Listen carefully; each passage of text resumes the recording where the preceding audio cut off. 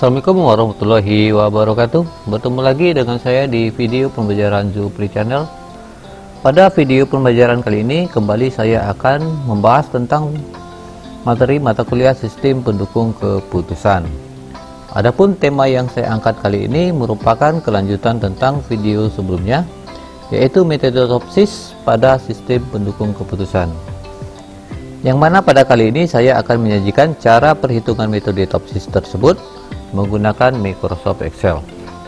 Nah, agar kalian paham akan tahapan ataupun langkah-langkah penyelesaiannya, saya harap jangan di skip video ini agar nantinya kalian paham bagaimana tahapan-tahapan hingga kita mendapatkan solusi yang nantinya akan terpilih.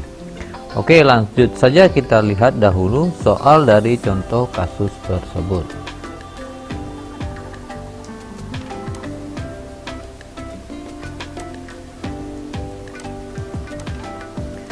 Suatu perusahaan makanan ringan di kota Pekanbaru ingin membangun sebuah gudang makanan yang akan digunakan untuk menyimpan hasil produksinya, di mana sebelumnya perusahaan juga sudah mempunyai gudang di Kelurahan Simpang 3. Ada 3 lokasi kelurahan yang akan menjadi alternatif, yaitu A1 Sail, A2 Kulim, dan A3 Rumbai. Ada 5 kriteria yang dijadikan acuan dalam pengambilan keputusan, yaitu C1 untuk jarak dengan pasar terdekat, C2 kepadatan penduduk di sekitar lokasi, C3 jarak dari pabrik ke gudang, C4 jarak gudang yang sudah ada, dan C5 harga tanah untuk lokasi. Kemudian tingkat kepentingan setiap kriteria juga dinilai dengan nilai 1 sampai 5. 1 sangat rendah, 2 rendah, 3 cukup, 4 tinggi, dan 5 sangat tinggi. Sementara pengambil keputusan memberi bobot preferensi sebagai berikut, yaitu W sama dengan 5, 3, 4, 4, dan 2. Kemudian nilai alternatif di setiap kriteria, di mana untuk A1 dari C1 hingga C5 yaitu 0,75, 2000, 18, 50, dan 500. Kemudian A2 dari C1 hingga C5 yaitu 0,50, 1500, 20, 40, dan 450. A3 dari C1 hingga C5 yaitu 0,90, 2050, 35, 35, dan 800. Dan kategori untuk setiap kriteria yaitu untuk kriteria keuntungan ada pada C2 dan C4. Kemudian kriteria C1, C3, dan C5 adalah untuk kriteria biaya. Oke, kalau dalam tahapan sebelumnya kita menyelesaikan secara manual. Nah, kali ini kita akan coba menyelesaikannya dalam perhitungan menggunakan aplikasi Microsoft Excel. Oke, kita lanjut ke pembahasan. Di sini saya telah membuat nilai alternatif dan kriteria dalam bentuk tabel, di mana tadi alternatifnya ada Sail untuk A1, kemudian Kulim untuk A2, dan A3-nya adalah Rumbai. Sementara kriterianya tadi adalah C1, C2, C3, C4, dan C5, di mana nilai tadi adalah 0,75, 50, dan 90 untuk C1. Ya, kita coba lihat di sini 0,75, 50, 0,90. Kemudian C2 nya 2000, 1500, 2050, ya, 2000, 1500, 2050. Kemudian C3 nya di sini 18, 20, dan 35, 18, 20, dan 35. Kemudian C4 nya 50, 40, dan 35, ya, C4 50, 40, dan 35. Kemudian C5 nya adalah 500, 450, dan 800. 500, 450, dan 800. Oke, sesuai dengan contoh kasus kita. Oke, tahapan yang pertama tentunya kita membuat normalisasi metrik keputusan, yaitu metrik normalisasi untuk R. Oke, di sini karena kita menggunakan rumus RIJ sama dengan XIJ dibagi sigma M, di mana I sama dengan 1 XIJ pangkat 2. Oke, tahapan pertama kita buat terlebih dahulu untuk pembaginya ya. Ini pembagi. Mana pembagi di sini kita menggunakan rumus SQRT untuk mencari akar ya. Ini akarnya dulu yang kita cari ya. Akar sigma n di mana i sama dengan 1 x ij pangkat 2.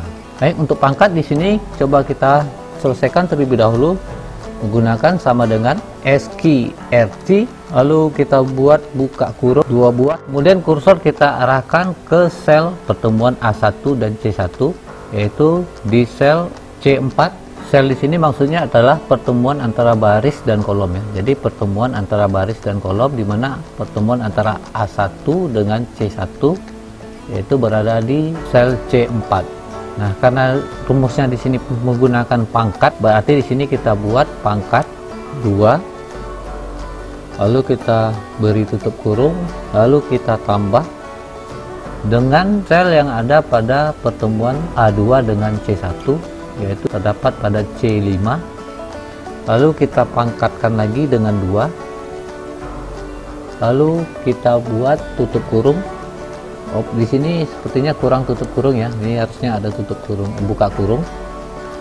Oke, di sini kita beri tanda tambah lagi. Lalu kita buka kurung. Lalu kita gunakan lagi sel yang ketiga yaitu di pertemuan antara A3 dan C1 ini. Kita arahkan kursor kita ke sel yang C6 kalau di saya ya. Lalu kita gunakan lagi pangkat 2. Lalu kita tutup kurung 2 kali ya. Karena di sini kita buka kurungnya ada 1 kali. Lalu di sini kita kunci yang di terakhirnya. Oke, lalu kita enter. Oke, hasilnya 1,27377.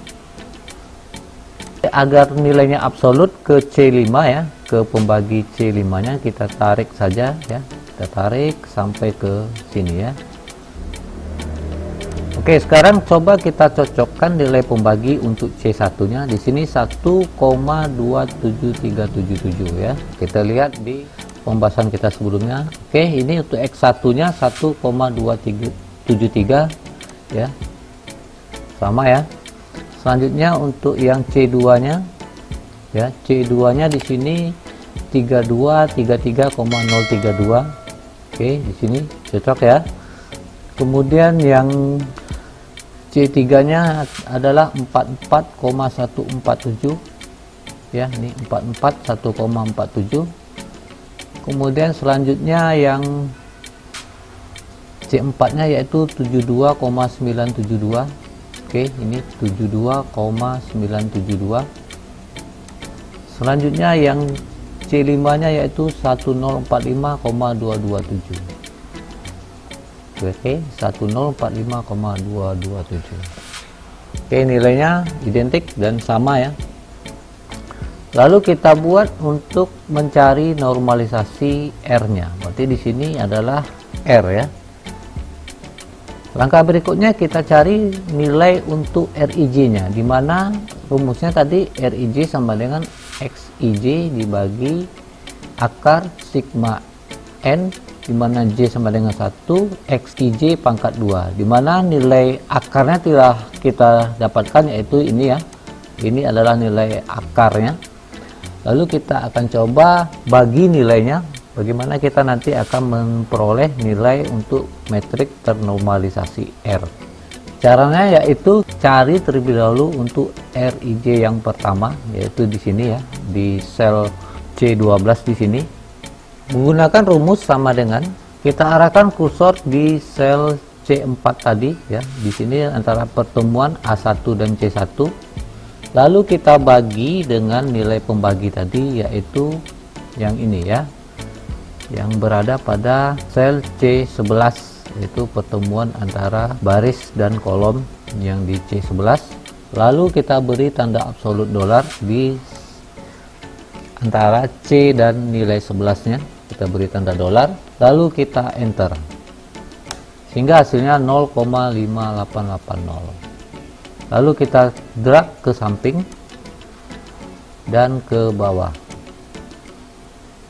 Oke, ini adalah nilai untuk metrik ternormalisasi R. Sekarang kita coba lihat penyelesaian sebelumnya. Kita lihat perhitungan metriknya. ya. Ini perhitungan metriknya, kita coba sesuaikan dengan yang pencarian di Excel tadi. 0,588 ya, 0,588, kemudian 0,392 ya, cocok ya. Kemudian 0,7065, 0,706 di sini karena hanya menggunakan 3 digit di belakang koma. Kemudian 0,618, oke. Kemudian 0,463 ya, 0,463. Kemudian yang terakhir di sini 0,634. Oke, biar gampangnya coba kita copy saja ini ya, biar kita enggak back to back ya. Kita lihat hasilnya, coba kita perkecil. Oke, kemudian yang ketiga 0,407, kemudian 0,453, 0,792, 0,685, 0,548, 0,479, 0,478, 0,430, dan yang terakhir 0,765. Oke, selesai untuk langkah pertama. Sekarang kita masuk ke langkah kedua, yaitu membuat matriks ternormalisasi terbobot, dimana di sini kita akan menentukan nilai terbobot Y. Berarti di sini kita buat nilai Y-nya, dimana tadi bobot yang telah ditetapkan oleh si pengambil keputusan adalah W sama dengan 53442. Oke, sekarang kita masukkan nilainya 5, 3, 4, 4, dan 2. Langkah berikutnya kita sesuaikan dengan rumus, yaitu YIJ sama dengan WIRIJ. Nah, berarti di sini kita menggunakan rumus perkalian ya.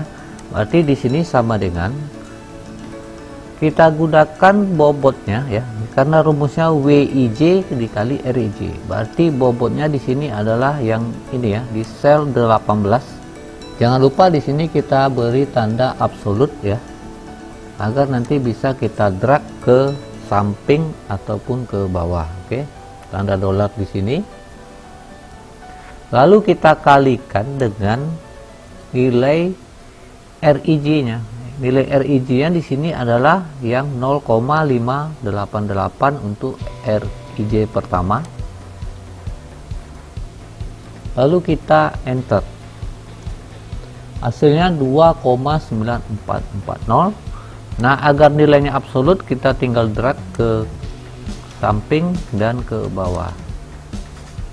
Oke, sekarang kita coba cocokkan nilai dengan contoh kasus untuk nilai terbobot Y.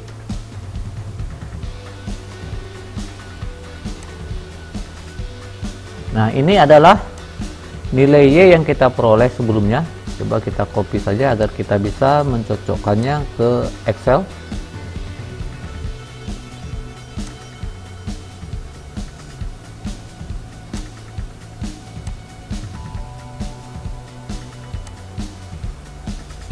Oke, untuk Y yang pertama ya, nilainya 2,944, kemudian 1,962, kemudian yang ketiga 3,532, kemudian 1,855, kemudian 1,391. Di sini karena 4 desimal ya.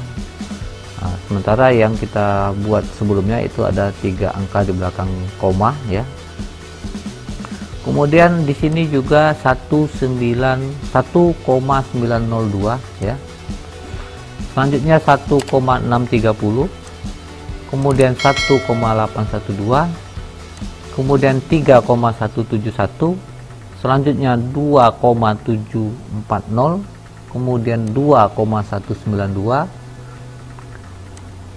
lanjut 1,918, kemudian 0,956, lalu 0,861, dan terakhir 1,530. Berarti sesuai ya dengan pencarian sebelumnya. Berarti untuk nilai terbobot Y-nya telah kita peroleh. Berikutnya kita masuk ke langkah ketiga, yaitu menentukan metrik solusi ideal positif dan metrik solusi ideal negatif, dimana kita akan menyelesaikan terlebih dahulu solusi ideal positif atau A+. Berarti di sini kita buat untuk A+. Nah, untuk nilai A+, sesuai dengan ketentuan kita menggunakan rumus A+ sama dengan Y1 plus Y2 plus Y3 plus hingga Yn, dimana untuk kategori keuntungan itu kita menggunakan nilai maksimal yang ada pada nilai Y-nya ya, nilai Y-nya yang ini nanti kita peroleh nilai maksimalnya untuk yang kategori keuntungan. Kemudian nilai minimalnya kita gunakan untuk atribut biaya. Oke, caranya adalah sama dengan kita gunakan statement if, kemudian buka kurung, lalu kursor kita arahkan ke sel kriteria ya, sel kriteria yang ada di sel C25 ya, yang di sini. Jangan lupa kita beri tanda absolut dolar di antara huruf C dan angka 25-nya. Lalu kita beri sama dengan, kemudian kita buat kata benefit di sini.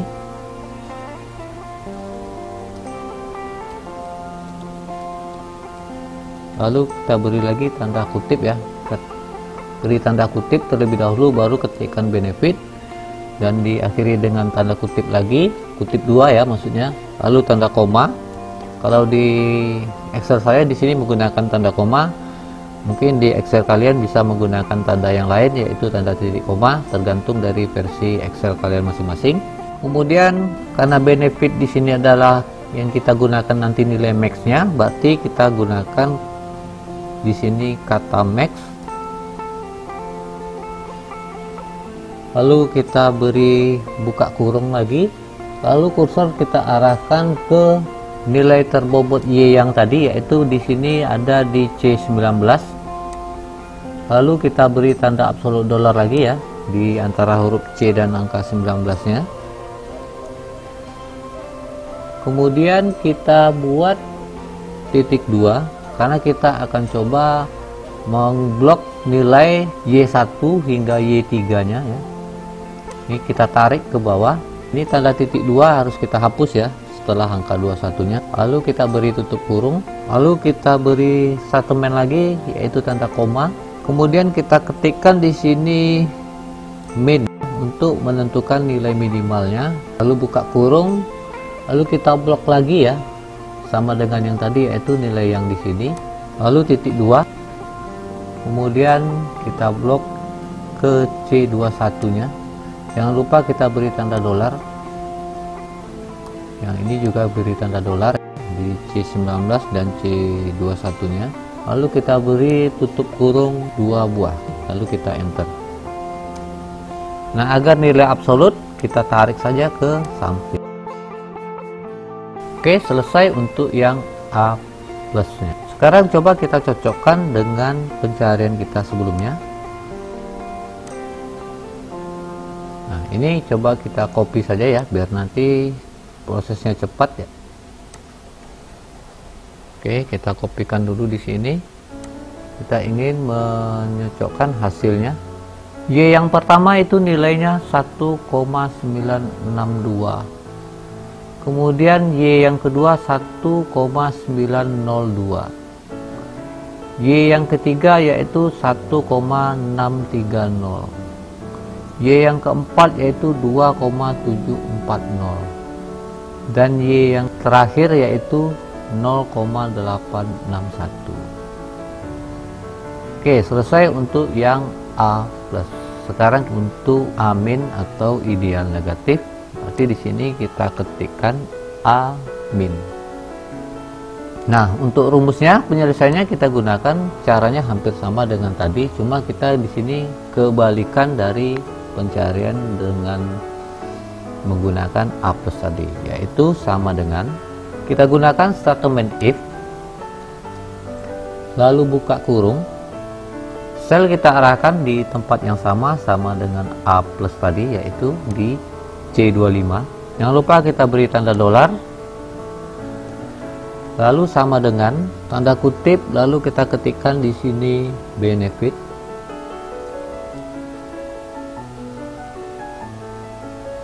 Kemudian tanda kutip 2 lagi, lalu tanda koma. Lalu di sini kita ketikkan terlebih dahulu yang min untuk menentukan nilai minimal pada atribut keuntungan. Lalu kita beri tanda buka kurung. Kemudian kita arahkan kursor kita lagi ke nilai Y1 nya, nilai Y1, dan kita drag saja ke bawah. Oke. Lalu kita beri tutup kurung, jangan lupa tanda absolut dolarnya di C19 dan C21 nya. Kemudian kita beri lagi tanda koma setelah tutup kurung, lalu kita ketikkan di sini max, mana nanti kita akan mencari nilai maksimal untuk kategori atribut biaya. Lalu buka kurung, lalu kita ketikkan di sini ya, sama dengan yang ini ya, C19. Jangan lupa kita beri tanda dolar, lalu titik 2, kemudian C dolar 21, lalu tutup kurung 2 kali, lalu kita enter. Hasilnya 3,5328. Lalu kita drag ke samping. Sekarang kita coba lihat penyelesaian sebelumnya. Oke, ini yang nilai amin untuk solusi ideal negatif. Kita coba kopikan saja ini untuk ke Excelnya. Oke, ini nilai aminnya, mana Y1 nya adalah 3,532, kemudian Y2 nya adalah 1,3919 ya. Ini sama, ini karena 3 desimal, di sini 4 desimal ya, di belakang koma. Kemudian di sini 3,171, yang keempat 1,918, dan yang terakhir 1,530. Oke, selesai untuk ideal negatif. Selanjutnya kita akan masuk ke langkah keempat, yaitu menentukan jarak antara nilai terbobot setiap alternatif. Nah, pada tahap ini kita akan menentukan nilai untuk yang positifnya terlebih dahulu ya, berarti D1 plus, yang di sini D2 plus,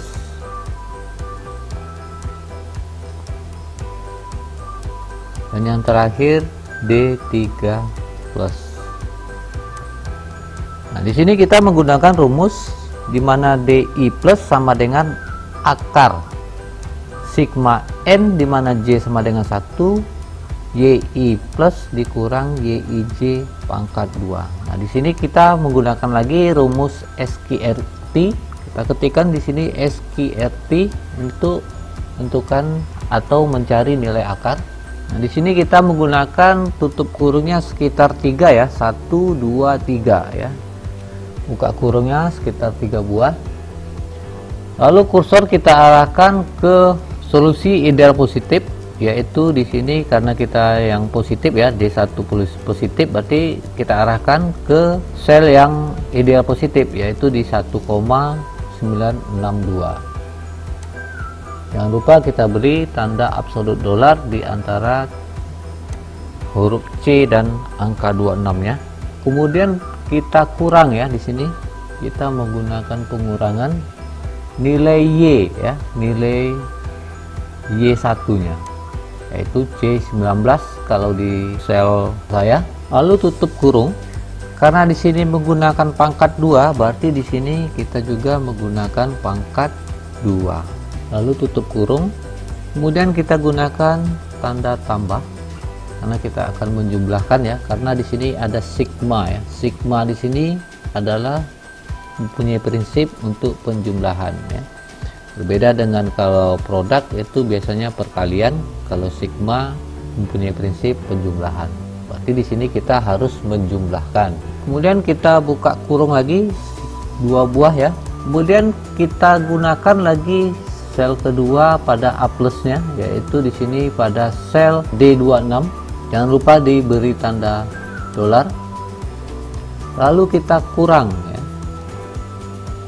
dengan nilai Y yang kedua ya, yang di sini ya, tutup kurung, lalu kita pangkat dengan 2, lalu kita beri tutup kurung lagi, lalu kita tambahkan lagi dengan nilai yang di A plus ketiga, tapi kita buat terlebih dahulu buka kurungnya 2 buah, kemudian kita arahkan kursor ke A3 nya, jangan lupa diberi tanda dolar, lalu kita kurang lagi dengan Y3 nya, lalu tutup kurung, lalu pangkat, lalu buat 2 tutup kurung, lalu kita tambah lagi dengan sel yang A4, tapi di sini jangan lupa ya buka kurungnya 2 buah lagi, lalu kita buat selnya ya, kita arahkan ke sel yang A4 nya, jangan lupa diberi tanda dolar, lalu kita kurang dengan Y4,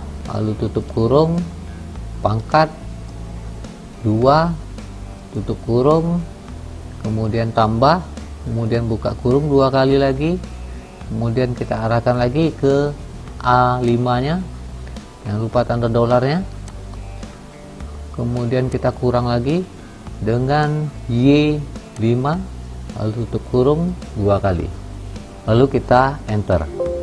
Oh, di sini ada yang salah mungkin ya, mungkin salah atau kurang statement. Kita cek terlebih dahulu kesalahannya di mana. Nah, di sini sepertinya kurang pangkat ya. Pangkat 2-nya ketinggal di sini ya. Pangkat 2. Pangkat 2-nya belum dibuat. Oke, coba kita enter. Ya, hasilnya 0,98708. Oke, sekarang kita drag ke bawah. Nah, sekarang kita coba lihat hasil sebelumnya. Nah, ini ya, untuk D1 nya adalah 0,987 ya, cocok ya. Kemudian D2 nya 0,770, dan yang terakhir adalah 2,441 untuk D3. 2,441 untuk D3. Oke. Oke, sekarang kita masuk untuk solusi ideal negatif atau D min. Sini kita buat terlebih dahulu D1 min, kemudian D2 min, dan yang di sini adalah D3 min. Oke, rumusnya di sini adalah DI min sama dengan akar sigma N, di mana J sama dengan 1, YIJ dikurang YJ min pangkat 2. Oke, rumusnya sama dengan kita menggunakan solusi ideal positif tadi, yaitu menggunakan akar, berarti kita menggunakan rumus statement SQRT. Kemudian buka kurung 3 kali, lalu kursor kita arahkan ke Y1 yang tadi ya, yang di sini. Kita kurang dengan nilai A min pada solusi negatif. Ya, berarti yang di sini.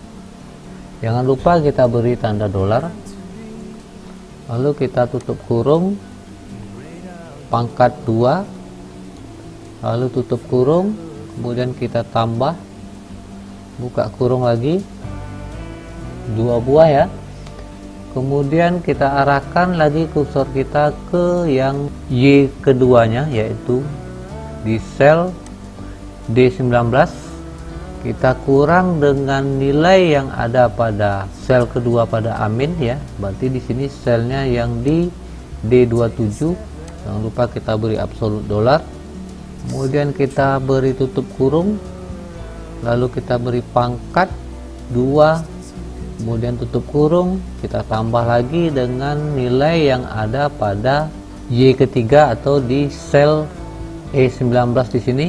Ini tanda kurungnya lupa saya, kita beri tanda kurung 2 ya, 2 kali buka kurung, lalu kita beri tanda kurang amin, jangan lupa beri tanda dolar, lalu tutup kurung, kemudian kita pangkat 2, kemudian tutup kurung lagi, kemudian kita tambah, buka kurung 2 kali lagi, kemudian kita arahkan lagi kursor ke Y yang keempat, lalu kita kurang dengan amin yang keempat. Jangan lupa tanda dolar di antara huruf F dan angka 27, F dan 27 yang merupakan pertemuan antara baris dan kolomnya. Lalu kita pangkatkan 2, lalu tutup kurung lagi, kita tambah lagi, kita buka kurung lagi 2 buah, lalu arahkan kursor ke Y5, dikurang dengan nilai amin yang kelima. Jangan lupa beri tanda dolar, lalu tutup kurung, lalu kita pangkat dengan 2, lalu tutup kurung 2 kali, lalu kita enter. Nah, hasilnya adalah 1,98495. Coba kita drag ke bawah. Sekarang kita coba cocokkan nilai solusi ideal negatifnya dengan pencarian sebelumnya. Ini ya, untuk D1 minnya yaitu 1,984 ya, ini cocok ya. Kemudian D2 nya di sini adalah 2,199 ya, ini cocok ya. Kemudian yang ketiga di sini D3 min yaitu 0,510 ya, ini ya 0,510 ya, 0,510. Oke, langkah keempat telah selesai. Langkah berikutnya adalah langkah kelima yang merupakan langkah terakhir, yaitu menentukan nilai preferensi untuk setiap alternatif. Nah, di sini kita menggunakan rumus P sama dengan DI min dibagi DI min ditambah DI plus, di mana I sama dengan 1, 2, 3 hingga M. Baik, kita coba buat di sini terlebih dahulu untuk V1 nya. Kemudian di sini V2 dan ini adalah V3. Sekarang bagaimana kita menentukan nilai preferensinya? Sesuai dengan rumus, di sini kita menggunakan sama dengan, karena di sini dimintaknya adalah DI min, berarti kita menggunakan nilai yang di D1 minnya terlebih dahulu. Oke, di sini kita arahkan kursor ke sel D1 minnya, yaitu di sel 36.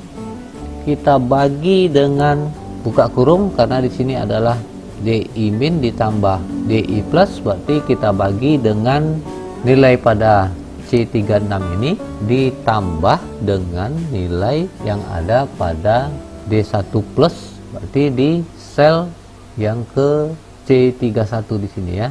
Lalu kita beri tanda tutup kurung, lalu kita enter. Hasilnya 0,6678. Lalu kita coba drag ke bawah. Oke, sekarang coba kita cocokkan dengan perhitungan sebelumnya.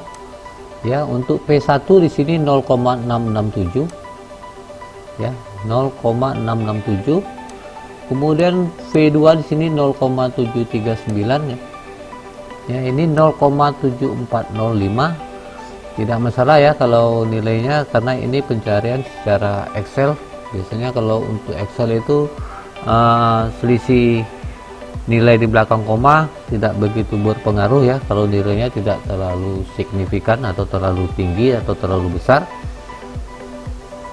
Kemudian untuk V3 di sini adalah 0,172, sementara di sini adalah 0,173, karena ini adalah kita menggunakan 3 angka di belakang koma ya, sementara di Excel di sini ada sekitar 5 angka di belakang koma. By the way, tidak ada masalah. Langkah berikutnya adalah kita coba menentukan peringkat dari nilai-nilai yang telah kita cari preferensinya ini. Caranya adalah pada sel yang di sini ya, kita gunakan statement ranking ya, perankingan, karena kita akan menggunakan ranking, berarti di sini statementnya adalah rank. Lalu kita gunakan tanda buka kurung, kemudian arahkan kursor ke tempat yang akan kita urutkan nanti ya, seperti di sini ya, di sel V1 nya, yaitu di sini sel C42. Lalu kita beri tanda koma, lalu pada C42 kembali ya, Kita ketikkan saja ya, C42. Nah, agar di absolut sampai ke bawah nanti kita beri tanda dolar, tapi di sini kita cukup menekan tombol F4, kemudian koma lagi, kemudian titik 2, kemudian kita akan blok hingga ke sel yang V3, berarti di sini posisinya di C44, kemudian kita beri tanda dolarnya, yaitu dengan cara menekan tombol F4. Nah, agar nanti urutannya secara ascending, kita buat di sini nilai 0, lalu tutup kurung dan kita enter. Nah, sekarang kita coba drag ke bawah. Nah, di sini untuk peringkat tertinggi ada di V2 ya, V2 yang tertinggi. Berarti V2 di sini harusnya terpilih menjadi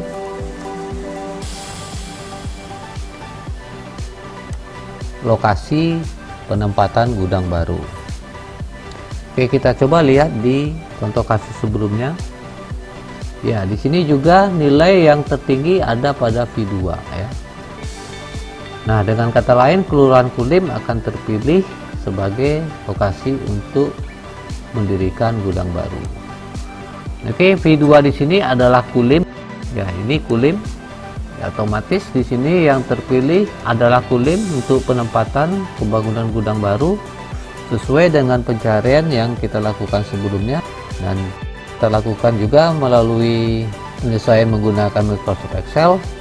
Ternyata hasilnya identik dan sama. Nah, dengan demikian penyelesaian kasus metode Topsys dapat juga diselesaikan dengan menggunakan software Microsoft Excel. Nah, dengan demikian berakhir pula pertemuan kita pada sesi kali ini. Semoga video ini bermanfaat. Akhir kata saya ucapkan terima kasih atas atensinya. Assalamualaikum warahmatullahi wabarakatuh.